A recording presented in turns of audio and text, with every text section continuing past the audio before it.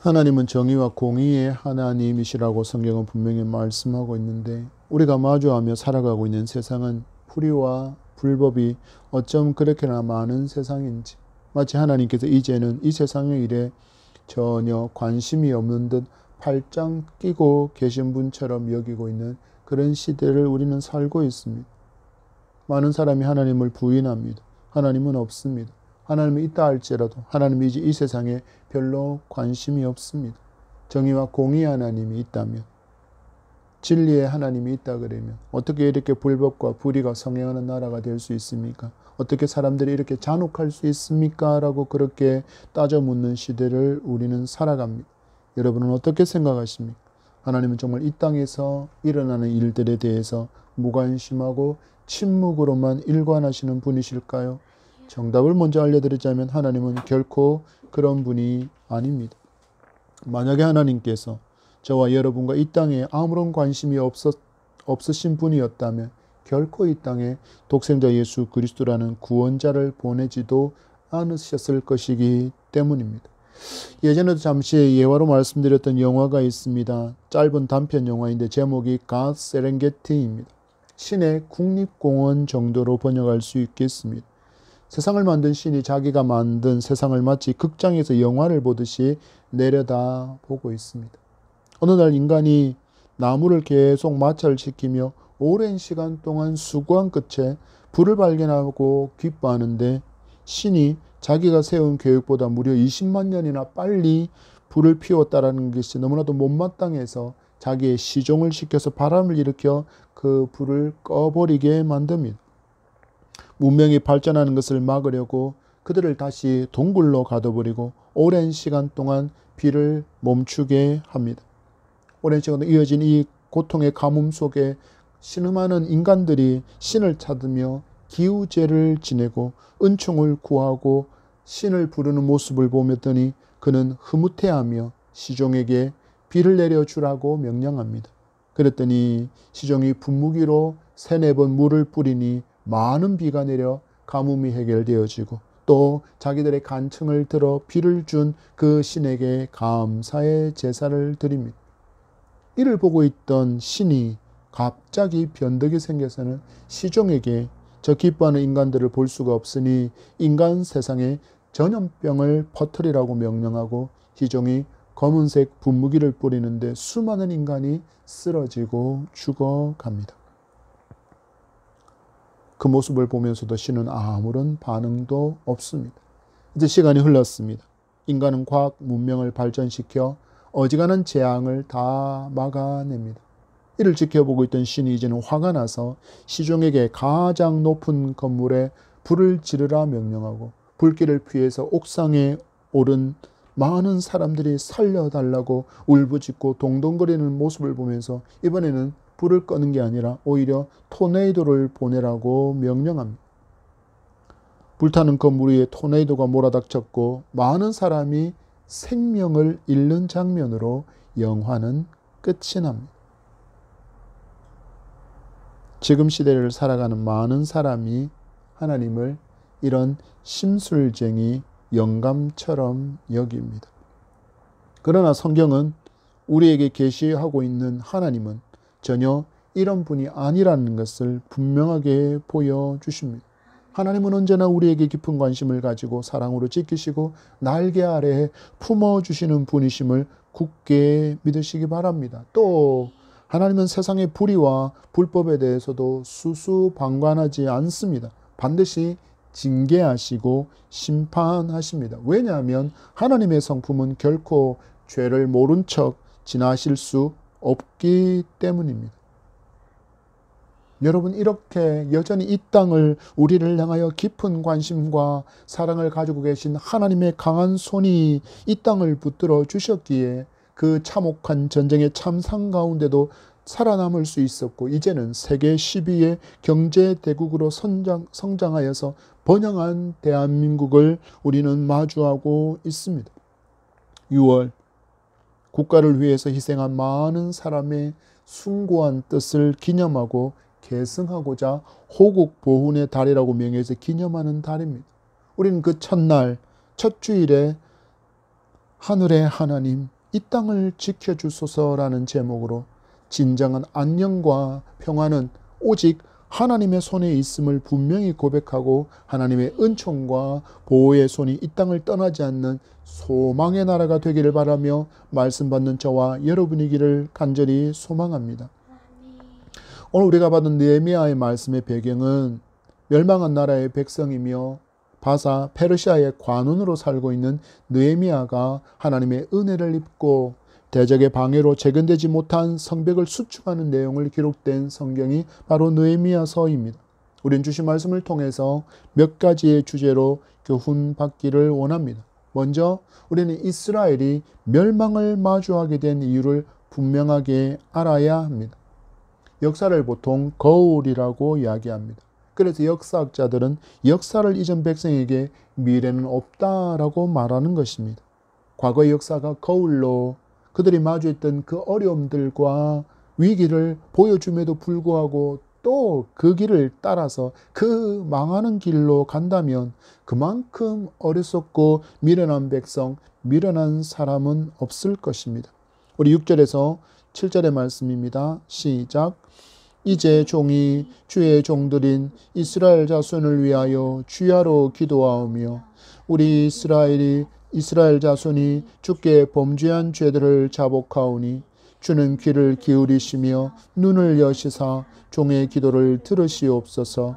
나와 내 아버지의 집이 범죄하여 주를 향하여 크게 악을 행하여 주께서 주의 종 모세에게 명령하신 계명과 율례와 규례를 지키지 아니하였나이다. 아멘.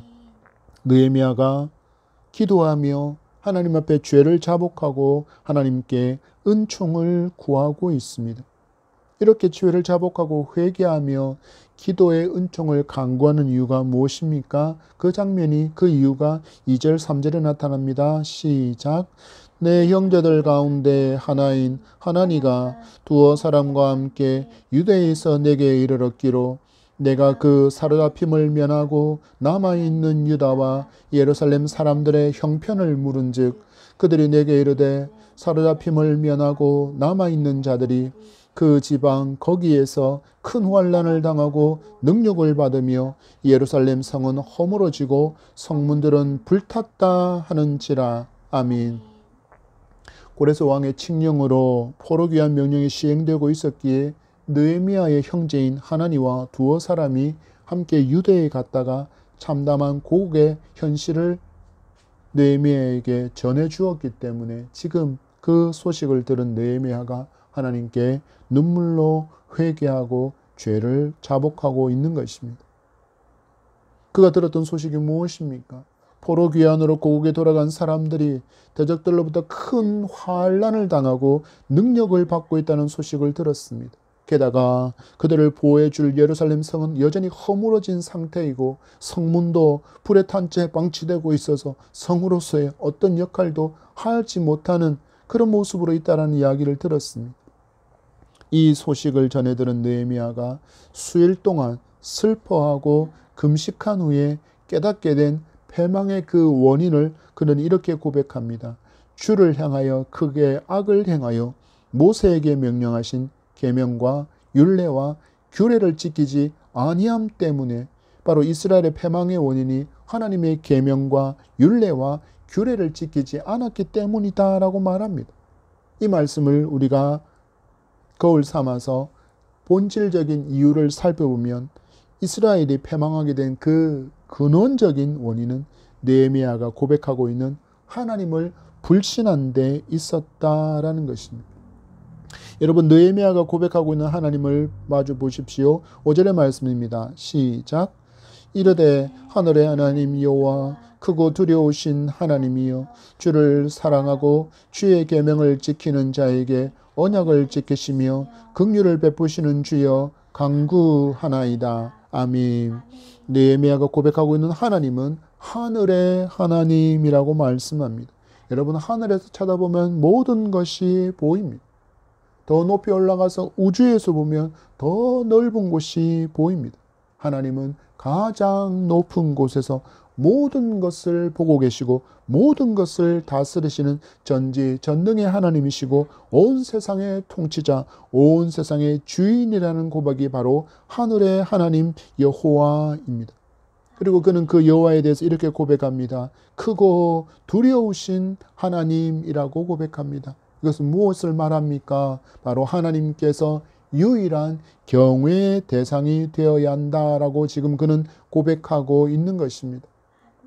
경외라는 것이 무엇입니까? 우리는 경외함을 지난번에 한번 집중적으로 말씀을 들은 적이 있습니다. 경외함은 히브리어로 야레이며 두려워하다, 무서워하다, 경외하다라는 뜻으로 성경에서 번역되어서 사용하고 있습니다.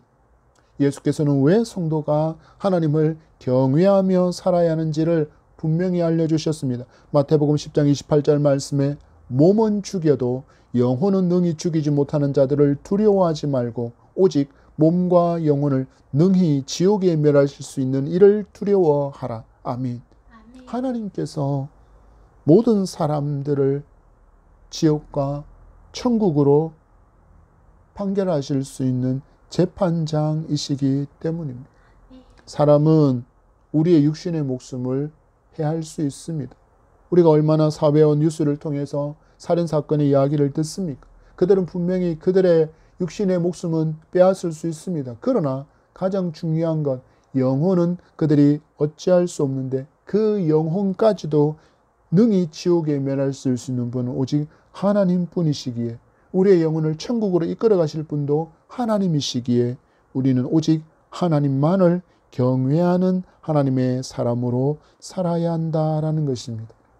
그런데 느헤미야는 말합니다. 이스라엘 백성은 이 하늘의 하나님, 크고 두려운 하나님으로 하나님을 경외하지 않고 마치 그들이 계속 경험하고 있었던 가나안과 이방 나라의 우상처럼 하나님을 여기게 되었다라는 것입니다. 그 결과가 무엇입니까? 바로 멸망이었습니다. 하나님을 하늘의 하나님으로 그들은 여기지 않습니다. 크고 두려운 하나님이라고도 여기지 않습니다. 자신의 몸과 자신의 영혼을 지옥에 멸하실 수 있는 권능의 하나님이심을, 심판장의 하나님이심을 그들은 믿지 않았다라는 것입니다. 그래서 그들에게 있어서 하나님은 유일하신 경외의 대상이 되지 못했습니다. 여러분, 지금 한국교회가 마주하는 현실이 이와 같기에 저는 마음이 너무나도 무겁고 또 아픕니다. 무엇이 사라지고 있습니까? 하나님을 경외함이 점점 희미해지고 있습니다. 그러면서 무엇을 말합니까? 은혜의 하나님, 사랑의 하나님만을 주장합니다. 분명히 모든 것을 용서해 주시는 하나님 맞습니다. 성경이 말씀하고 있기 때문입니다. 죄 사함의 은총을 이미 베풀어 주신 하나님 맞습니다. 그러나 하나님이 용서와 사랑의 하나님이라는 것을 근거 삼아서 죄에 쉽게 너무나도 자기를 내어주는 일이 너무나도 많다라는 것은 여러분은 옳지 않은 일임을 분명히 알아야 합니다. 죄는 너무나도 무거운 것입니다. 여러분, 로마서에서 분명히 이 죄의 무게를 이렇게 표현하고 있습니다. 로마서 6장 23절 말씀에 죄의 삭은 사망이요 하나님의 은사는 그리스도 예수 우리 주 안에 있는 영생이니라. 죄의 삭이 무엇이라고 말씀하고 있습니까? 사망이라고 이야기합니다. 그리고 죄에 대해서 심판하실 때 하나님께 다시는 그 무게는 예수 그리스도의 죽음이라는 값이라고 말씀합니다. 그래서 죄의 문제는 인간이 스스로 해결할 수 없습니다. 억만금을 가지고도 이 죄의 무게의 밸런스를 맞출 수 없습니다. 높은 권세로도 맞출 수 없고 잘생김과 잘남과 높은 학식과 뛰어난 졸업장으로도 결코 이 죄의 무게를 맞출 수 있는 이 땅의 것은 존재하지 않습니다. 오직 예수 그리스도밖에 없습니다. 그러나 이스라엘은 이와 같은 진리를 망각했습니다. 느헤미야에 이어지는 고백을 들어보십시오. 주를 사랑하고 주의 계명을 지키는 자에게 언약을 지키며 긍휼을 베푸시는 주라고 느헤미야는 하나님을 향하여 고백하고 있습니다. 성경은 분명히 하나님을 언약의 하나님이라고 알려주고 있고 언약을 따르는 자와 언약에 불순종하는 자에 대한 분명한 심판과 축복이 기록되어 있습니다. 하나님을 사랑하고 계명을 지키는 자에게는 약속하신 언약대로 무엇을 베풀어 주십니까? 긍휼을 베푸시고 복을 베풀어 주시고 구원을 주시는 하나님이시지만, 하나님을 사랑하지 않고 계명에 불순종하는 자에게는 분명히 이미 말씀하신 그 언약대로 반드시 못하시는 하나님이십니까? 심판하시는 하나님이심을 분명히 성경은 말씀하고 있습니다. 그래서 이스라엘은 하나님을 사랑하지도 않았고 계명에 불순종함으로 말미암아 하나님께서 이미 언약하신 그 말씀에 따라서 그들을 심판에 이르게 하셨고 그들을 멸망으로 내모신 것입니다. 8절의 말씀을 받습니다. 시작. 옛적에 주께서 주의 종 모세에게 명령하여 이르시되 만일 너희가 범죄하면 내가 너희를 여러 나라 가운데에 흩을 것이요. 아멘. 이렇게 말씀하셨기에 이 말씀대로 행하실 수밖에 없는 하나님은 신실하신 하나님이시기에 하나님을 불신하고 하나님의 말씀에 불순종하는 그들을 하나님께서 여러 나라에 흩어버리셨다. 너희들이 지금 포로된 민족으로 살아가는 이유가 무엇이냐? 너희들이 하나님을 믿지 않았기 때문이고 하나님의 말씀에 불순종했기 때문에 하나님은 그 언약하신 말씀대로 너희들을 심판하셔서 열방으로 이방 나라들로 너희들을 흩어버리신 것이다 라고 그는 분명히 고백하고 있습니다. 여러분, 이 말씀의 거울을, 이 느헤미야가 고백하고 있는 이 고백의 내용을 거울 삼아 지금 대한민국의 교회와 대한민국 백성 앞에 세워 보십시오. 여러분, 어떤 모습입니까? 정말 복받을 민족의 모습, 복받을 성도의 모습, 복받을 교회의 모습이 보입니까? 아니면 하나님께 징계받고 심판받기에 마땅한 성도와 교회와 나라와 백성처럼 보입니까? 저는 안타깝지만 후자에 더 가까운 이 땅의 교회, 이 땅의 성도라고 판단합니다. 여러분, 이제 우리도 느헤미야처럼 금식하고 죄를 자복하고 회개의 기도의 눈물로 씨를 뿌리는 성도가 되기를 바랍니다. 지금 회개하지 않으면 불신앙과 불순종에 대해서 이스라엘 백성을 언약하신 대로 심판하신 하나님의 그 심판의 손이 우리를 분명히 향하게 될 것이기 때문입니다. 여러분, 성전인 우리가 먼저 죄를 자복하고 믿음대로 순복하며 살지 못했음을 하나님께서 명령하신 계명과 율례와 규례를 지키지 못했음을 지금 회개하는 저와 여러분이기를 소망합니다. 왜 그렇습니까? 회개하는 개인과 회개하는 성도와 회개하는 교회와 회개하는 민족에게 소망이 있기 때문입니다. 특히 우리가 위정자를 위해서 기도할 때 저들에게 맡겨진 권세를 자기의 배를 위해서만 사용하는 교만한 자들이 되지 않도록 저들이 하나님을 경외하고 수치와 부끄러움을 알고 정의와 공의에 따르는 자들로 회복할 수 있는 그것을 우리의 기도 제목으로 삼아 기도할 수 있는 저와 여러분이기를 소망합니다. 그래야 여러분 이 땅에, 이 교회에, 이 가정에, 이 민족에게 소망이 있기 때문입니다. 지금 회개하지 않으면 하나님께서 기울여 놓으신 진노의 솥이 이 땅에 부어지게 돼요. 그로 말미암아 당할 고통과 슬픔은 너무나도 크고 강할 것이기 때문에 여러분 지금 이 말씀을 거울 삼아 살아가는 성도가 되기를 바랍니다. 또한 기도하는 성도가 되기를 바랍니다. 여러분, 호국 보훈의 주체는 오직 하나님이심을 여러분 굳게 믿으셔야 합니다. 하나님께서 손을 거두시면 어떤 나라도 평화할 수 없습니다. 하나님께서 손을 거두시면 어떤 재앙도 우리를 침범할 수밖에 없다는 것을 여러분 분명히 기억하시기 바랍니다. 여러분, 광야에서 삶을 돌아보십시오. 이스라엘 백성이 광야에서 살아가는 동안, 그 광야 40년의 그 길을 가는 동안에 그 광야에 덕실덕실거렸던 수많은 독종들과 독사로부터 누가 지켜주셨습니까?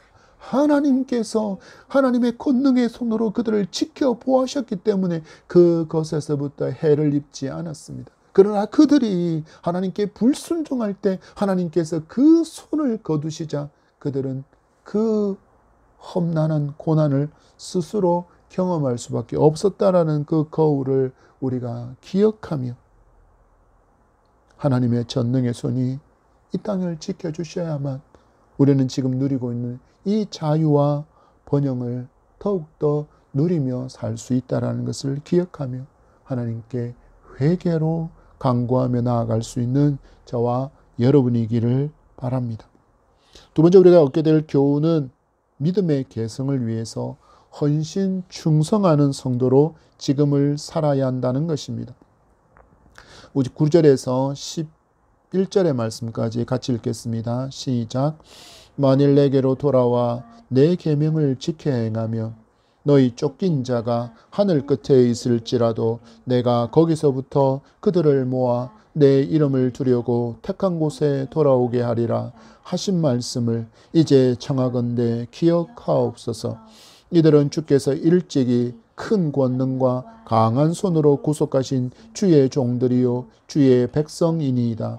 주여 구하오니 귀를 기울이사 종의 기도와 주의 이름을 경외하기를 기뻐하는 종들의 기도를 들으시고 오늘 종이 형통하여 이 사람들 앞에서 은혜를 입게 하옵소서 하였나니 그때 내가 왕의 술관원이 되었느니라. 아멘. 우리는 왜 믿음의 개성을 위해서 헌신 충성하는 성도로 살아야 합니까? 이런 성도의 기도를 하나님께서 들어 응답해 주시기 때문입니다. 구속하신 주의 종, 주의 백성의 기도, 주의 이름을 경외하기를 기뻐하는 종들의 기도를 응답해 주시는 하나님이시기 때문에 우리는 우리의 믿음이 개성되어질 수 있도록 헌신하고 충성하는 성도로 살아갈 때 기도가 쉬지 않아야 할 것입니다. 느헤미야는 기도합니다. 오늘 종이 형통하여 이 사람들 앞에서 은혜를 입게 하옵소서 하였나니 그때에 내가 왕의 술관원이 되었느니라. 아멘. 느헤미야는 포로의 신분 가운데서도 바사의 관원이 되었는데 그것도 왕의 가장 큰 신임을 받아야 맡을 수 있는 술 맡은 관원이 되었습니다. 우리가 사극을 보더라도 왕의 음식을 먹기 전에 독이 들었는지 검수하는 사람들이 있습니다.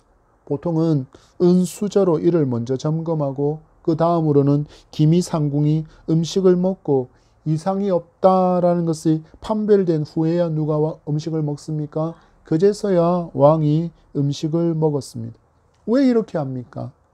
독살의 위험 때문입니다. 여러분 우리나라에만 그렇습니까? 아닙니다.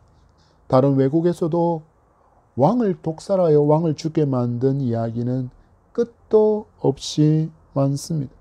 그래서 왕의 음식에 관련된 책임을 맡은 사람은 정말 신뢰할 수 있고 신뢰할 수 있다고 검증하고 또 검증을 거친 다음에야 확실히 이 사람은 내 사람이다라고 신임할 수 있는 그 사람, 바로 충신에게만 맡기는 자리가 바로 왕의 음식과 관련된 자리, 그리고 군사를 동원할 수 있는 국방부 장관의 자리에 그 사람들을 앉혔습니다. 누가 여기 자리에 앉았습니까? 바로 느헤미야가 여기에 앉았습니다. 그렇지만 그는 지금 누구입니까? 포로 출신의 관료입니다. 여전히 느헤미야를 눈의 가시처럼 여기는 바사의 신하들이 그의 주변을 에워싸고 있습니다. 그래서 느헤미야가 무엇을 기도합니까? 종이 형통하여 이 사람들 앞에서 은혜를 입게 해달라고 기도합니다. 그리고 하나님은 하나님을 사랑하고 당신의 백성을 사랑하는 느헤미야의 간구를 들으시고 왕에게 그리고 신하들에게도 은혜를 입게 하셔서 무너진 유다의 성벽을 재건하는 총독으로 부임할 수 있게 하셨습니다. 그리고 이를 통하여서 무너진 성벽이 재건되어지고 그리고 말씀을 세우는 사명을 감당하여 백성들이 믿음으로 살아갈 수 있게 하는 사명을 힘써 감당했던 사람이 바로 느헤미야입니다. 여러분 우리의 현실을 보십시오. 이 신앙의 방벽이, 이 신앙의 예루살렘 성벽과 성문이 모두 무너져 버린 듯이 보입니다. 다음 세대가 하나님을 믿는 신앙을 가치 있다고 여기지 않습니다. 이들뿐만 아니라 청장년층도 더 많이 교회를 떠나가고 있습니다. 그래서 많은 교회의 예배 실황을 보면 어른들만이 대부분 자리를 차지하고 있는 모습을 볼 수 있습니다. 여러분, 왜 이런 일이 일어났습니까? 우리가 말씀의 교훈에 순종하지 않았기 때문입니다. 잠언 22장 6절 말씀에 마땅히 행할 길을 아이에게 가르치라. 그리하면 늙어도 그것을 떠나지 아니하리라. 아멘. 여러분, 여기서 잠언이 말하고 있는 마땅한 길이 무엇입니까? 그것이 7절과 8절에 9절에 있습니다. 제가 읽어드립니다. 여호와를 경외하는 것이 지식의 근본이거늘 미련하는 자는 지혜와 훈계를 멸시하느니라. 내 아들아, 내 아비의 훈계를 들으며 내 어미의 법을 떠나지 말라. 이는 내 머리에 아름다운 관이요 내 목에 금사슬이니라. 아멘. 잠언의 지혜자가 이처럼 교훈하는 마땅히 행할 길을 우리가 잘 가르치지 않았기 때문이고, 또한 우리가 삶으로 그들에게 믿는 자의 모범을 보이지 못했기 때문입니다. 그러면서 우리는 무엇을 말했습니까? 학교에서 1등 해야 한다. 인류대학을 가야 한다. 좋은 직장을 가져야 한다. 돈 많이 벌어야 한다. 신앙은 이것들을 얻은 다음에 다시라고 가르치며 마땅히 행할 길을 가르쳐야 할 때 가르치지 못한 우리의 책임 유기로 마주한 현실이라는 것을 여러분 자인하고 회개할 수 있기를 바랍니다. 여러분, 그러나 늦지 않았습니다. 이제라도 우리 이들을 위해서 눈물로 씨를 뿌리며 기도할 수 있기를 바랍니다. 그리고 부지런히 진리를 잘 가르치는 저와 여러분이 되기를 소망합니다. 여러분, 세상의 모든 것을 소유하고 살아간다라고 할지라도 그에게 하나님이 없으면 그는 결국 망한 인생을 살고 있을 뿐입니다. 여전히 저주 아래에 살고 있을 뿐입니다. 세상의 금은 보화를 자녀에게 남겨주는 부모가 멋진 부모가 아닙니다. 부모가 살아있는 동안에 내 자녀가 믿음을 가져서 바른 신앙을 고백하도록 진리를 전하고 가르치는 부모야 진정한 멋진 믿음의 부모이며 하나님의 자녀를 맡은 자다운 성실한 부모의 삶의 모습임을 분명히 기억하고 이 말씀의 가르침에 순종할 수 있기를 바랍니다. 여러분, 사사기의 교훈도 살펴보겠습니다. 사사기 2장 7절과 10절의 말씀을 봤습니다. 같이 읽겠습니다. 백성이 여호수아가 사는 날 동안에 여호수아 뒤에 생존한 장로들 곧 여호와께서 이스라엘을 위하여 행하신 모든 큰 일을 본 자들이 사는 날 동안에 여호와를 섬겼더라. 10절입니다.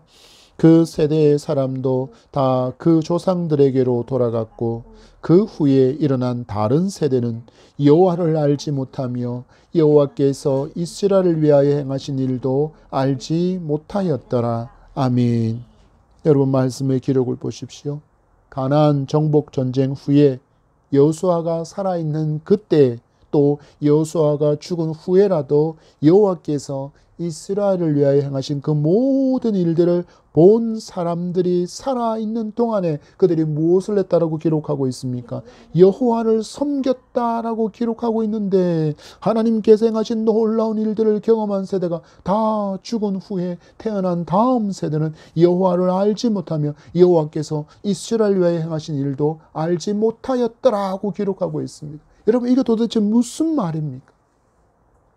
젖과 꿀이 흐르는 가나안 땅에 정착해서 수확한 것으로 그들이 먹고 가축도 기르러서 고기도 먹고 그들을 방배할 수 있는 성을 세우고 살아가니 한마디로 살만해졌다라는 것입니다.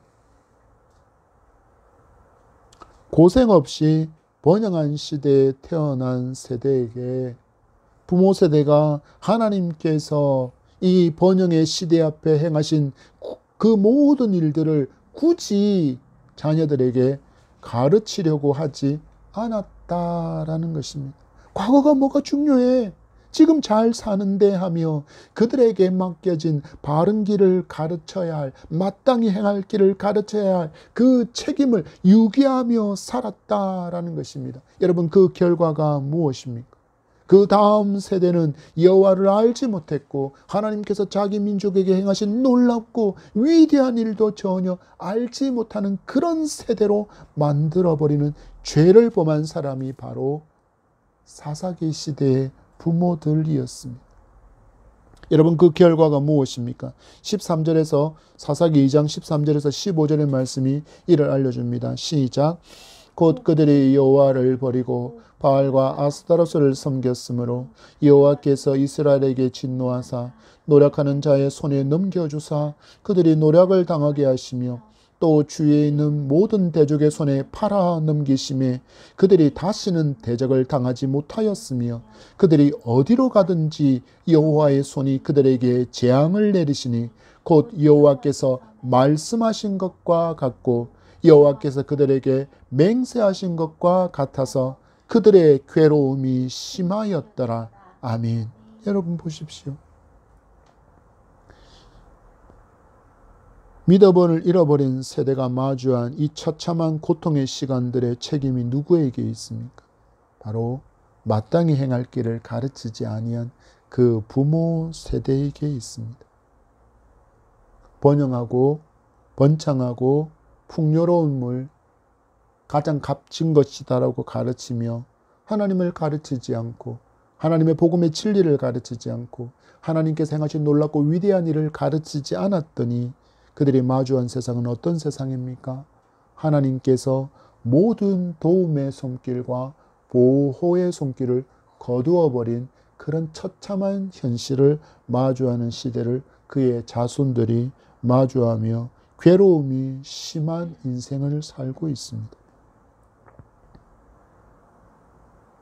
불신하고 불순종하는 이스라엘에 대해 하나님께서 진노하심으로 보호의 손길을 거두시니 그들은 침략을 당합니다. 그들이 대적을 이길 힘도 없게 만드셨습니다. 이렇게 하신 이유를 사사기는 분명히 알려줍니다. 곧 여호와께서 말씀하신 것과 여호와께서 그들에게 맹세하신 것과 같아서 그들의 괴로움이 심하였더라. 하나님을 잃어버린 백성, 하나님을 가르치지 않아서 하나님을 알지 못하는 백성에게 일어날 일이 바로 이것입니다. 여러분, 이 일이 수천 년 전에 일어난 과거의 일일 뿐입니까? 아니요. 왜냐하면 여러분, 하나님은 살아계신 하나님이시기 때문입니다. 하나님의 말씀이 살아있기 때문입니다. 그래서 하나님을 알지 못하는 백성에게, 가정에게, 개인에게, 교회에 지금도 일어날 일이라는 것을 경각심을 가지고 믿음의 눈으로 볼 수 있기를 바랍니다. 여러분, 이제 하나님께서 이 대한민국에 행하신 놀라운 일들이 믿음의 사람들의 눈물 위에 수많은 조상들의 피와 땀의 희생 위에 세워진 일이라는 것을 알지 못하는 그 세대들이 이 대한민국에 주를 이루고 있습니다.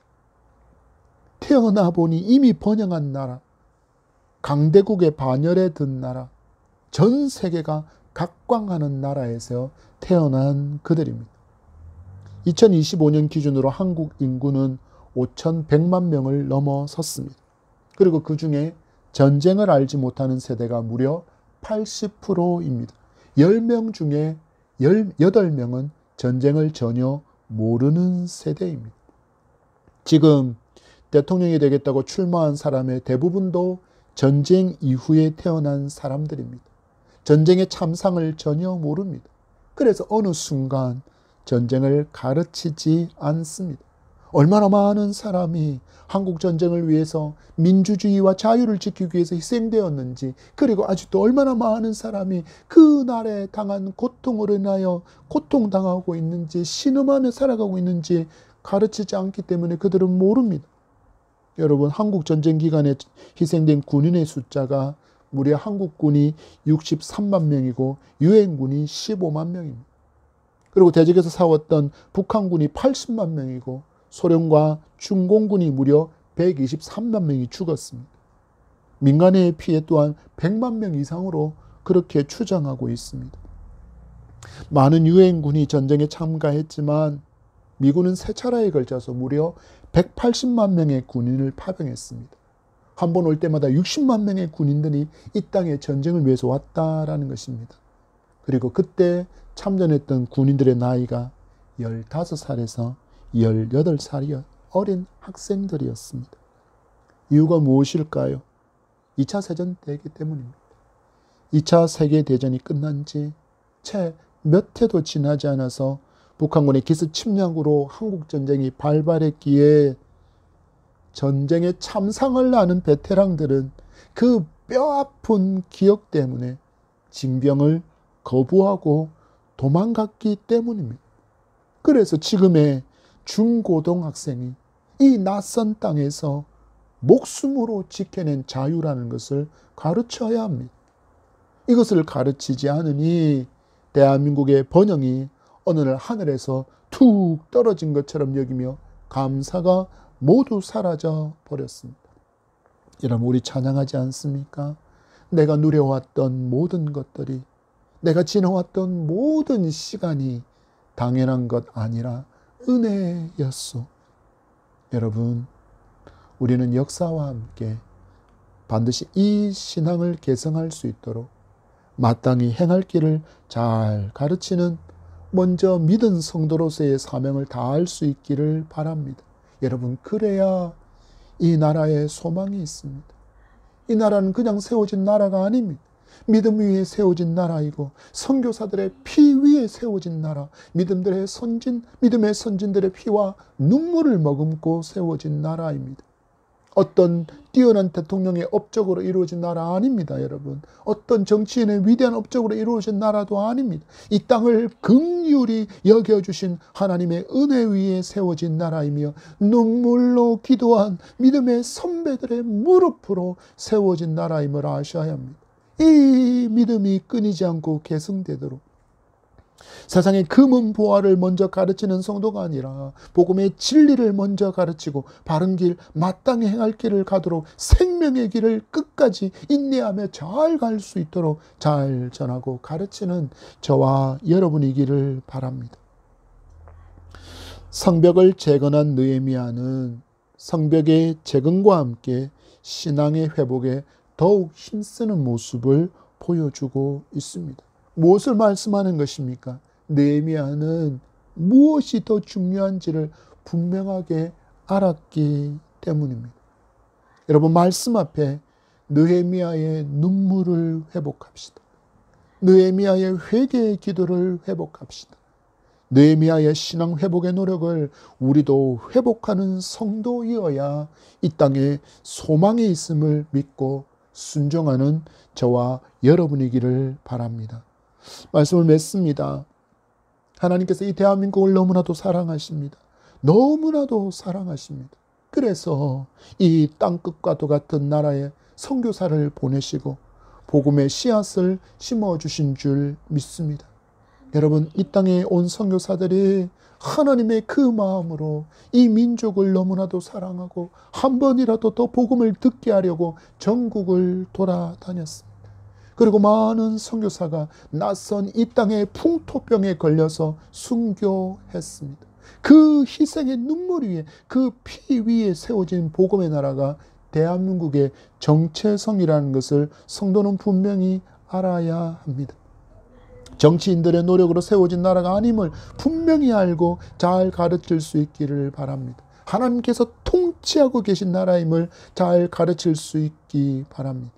여러분, 신앙이 얼마나 중요한 문제인지를 잘 가르치고 마땅히 할 길을 잘 가르치고 삶으로 믿음의 선배로서의 본된 삶을 살아갈 수 있게 되기를 소망합니다. 이제 화요일이면 21대 대통령 투표를 하게 될 것입니다. 여러분, 우리 느헤미야처럼 백성을 위해서 울 수 있는 대통령, 백성의 죄를 안고 회개하는 대통령, 백성에게 하나님을 전하고 가르치는 일을 가로막지 않는 그런 대통령이 선출될 수 있도록 기도하며 민족을 위해서 눈물로 씨를 뿌리는 우리가 되기를 바랍니다. 우리 간절한 마음으로 기도할 수 있기를 바랍니다. 하늘의 하나님, 이 땅을 지켜 주소서.